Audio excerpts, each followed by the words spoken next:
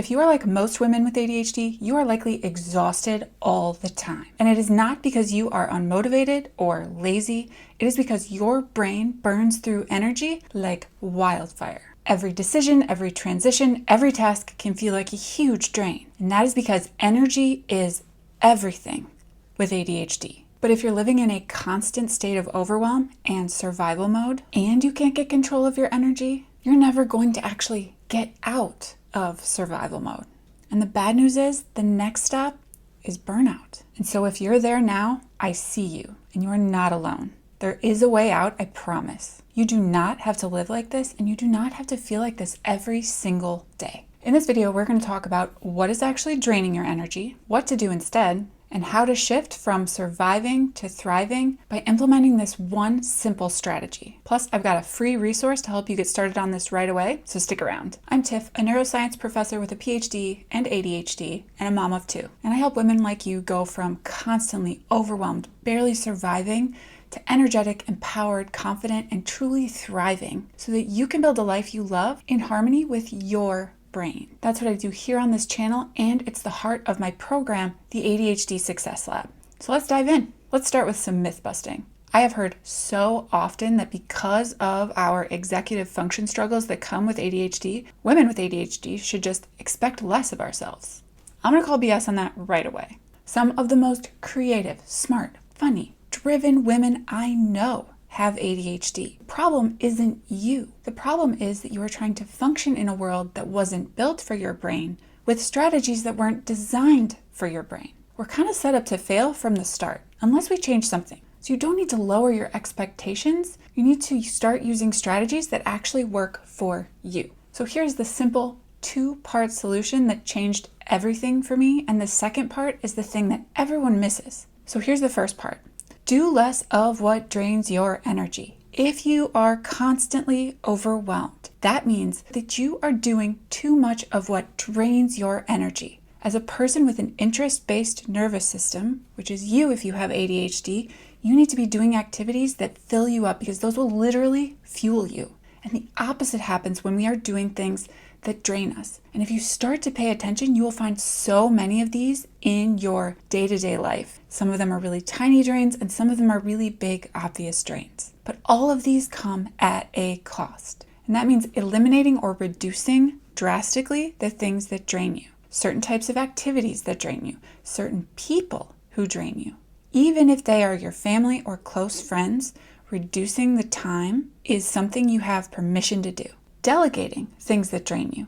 If someone else can do that task, if you can pay someone else, switch with someone else, or just simply ask for help from people that don't know that you're struggling, this will go a long way to conserving your energy. And we'll go deeper into what these drains look like in just a second. But almost everyone misses this second part, and it is my favorite part, and it made a huge difference for me early on because it required almost no extra energy and I could see the returns on it almost immediately. So what most people miss is that it is not just about doing less of what drains you, but it is about doing more of what gains you energy. Now, before you roll your eyes at me and say, I have no time to add anything, hang in there. I'll get to that. But these energy gaining activities are what recharges you, whatever that looks like for you. So these don't just conserve energy, but these give you back more energy. And they don't have to be big or complicated or boring. They just need to be whatever energizes you. The best part is you are probably already doing things that gain you energy. You're just not doing them on purpose. And you're just not being present for those moments in a way that allows you to actually use them to refill your tank. You don't actually have to do more. You just have to be more in that moment. So here are a few of mine to give you an example of how simple these are. Every day, I give my kids one very long, very meaningful hug. I melt in, they melt in, I smell their hair, I tell them I love them, I breathe deep, and I just tell them how lucky I feel to be their mom or how much I appreciate them for who they are. But taking that moment to feel that peace and have that connection allowed me to feel happy and grateful for these kids that I obviously love and was already going to hug at least once that day anyway. But now I'm present, I'm noticing it. This has been one of my favorites. My second favorite is also super simple. What I've started to do is keep my phone in my pocket or my bag whenever I am walking somewhere outside. And again, I will take a deep breath as I'm walking. I will smell the smells, I'll breathe the fresh air, I will look up at the sky. So experience with my senses the outdoors as I'm walking. This can be just walking to my office every single morning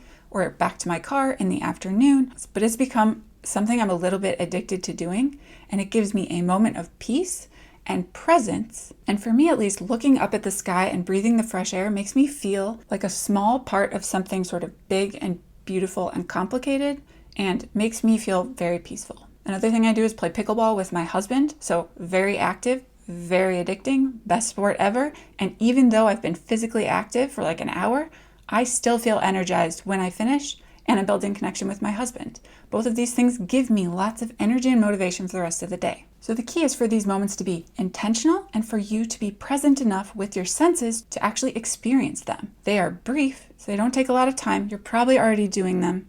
So I urge you to give it a try. If you start to make these types of activities mandatory, put the bigger ones into your calendar and treat them as sacred, you're going to notice that your energy and your happiness go way, way up really quickly. And that's basically free because you're already doing most of it. And the other bonus is this helps you notice the things in your life that are already good, that are already happening. So if you want to find out what drains and gains show up in your life, I've created a free energy audit tool for you, just like we use in the ADHD Success Lab. So what are the most common sources of energy drain for women with ADHD? The first one is too much deciding. Decision fatigue is a real thing. And so every single decision you make costs you energy. And especially when you have ADHD, even tiny decisions in your day can be paralyzing. I've been there. I'm still there sometimes. So think about all the little decisions you make in a day. What should I wear? Where should we start? Where should we go to eat? What should I have for breakfast? What should I have for lunch? What should I work on first when I get to work? So once you figure out which decisions feel the most draining, or where maybe you get stuck moving through your morning or your day or your work routine, these are the ones where you want to simplify and pre-decide as much as possible. I'm not talking about getting complicated, and I'm not talking about taking a lot of time. So for me, a huge drain used to be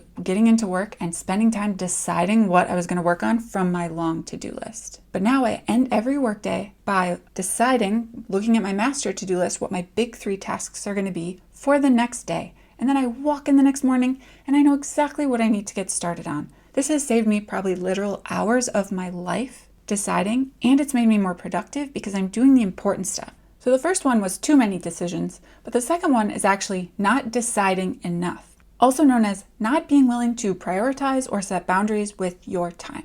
If you're a people pleaser, this one might hit hard. As a recovering people pleaser, I see you. I thought I could live like this for a long time, where I just said yes to everything, got super efficient. Eventually, all that meant was I literally ran out of hours in the day and crashed hard into a deep, dark pit of burnout. And I don't want that for you. And here's the thing that really helped shift my thinking. Time is finite. So when you say yes to that random thing that you don't really need to do, that won't help anyone, or that doesn't really require your time specifically, you are saying no to something else. Time is a zero-sum game. These 30, 60 minutes you're spending over here doing this thing is time you are not spending doing something that's actually important to you, that aligns with your needs or values. But when you start to notice what things are draining you of energy, that's the signal that they don't align with your needs or your values, and those are the things that you should start to do less of, so that you can do the things that matter, even if that is recovery or rest. I have started to think of being rested enough and having enough energy as part of my job as a mom, as a scientist who runs a lab, and that shift was really helpful for me because I realized if I'm showing up as a better human, everyone benefits. That's not actually selfish. In the end, everybody's winning, including my mental health and happiness. And so you have permission to say no to anything. And you actually have permission to do this without justification. You don't actually have to explain yourself. You can just say no. And the number of times people actually ask for an explanation is much less than I thought, as someone that now says no much more often and kind of enjoys it, I must say. Here are some things you are allowed to say no to. Activities that drain you. people that drain you, even family or close friends. Things you just don't have time to do but might want to do some other time. Things you're too tired to do. Favors just because someone asked. So here are a few really easy ways to say no. Number 1, no. Period. The end. It is a full sentence. If that feels uncomfortable, I still have a hard time with that one, you can try no thank you. Period. The end. Thank you for the opportunity, but unfortunately I'm not available that day. I'm sorry I'm not available.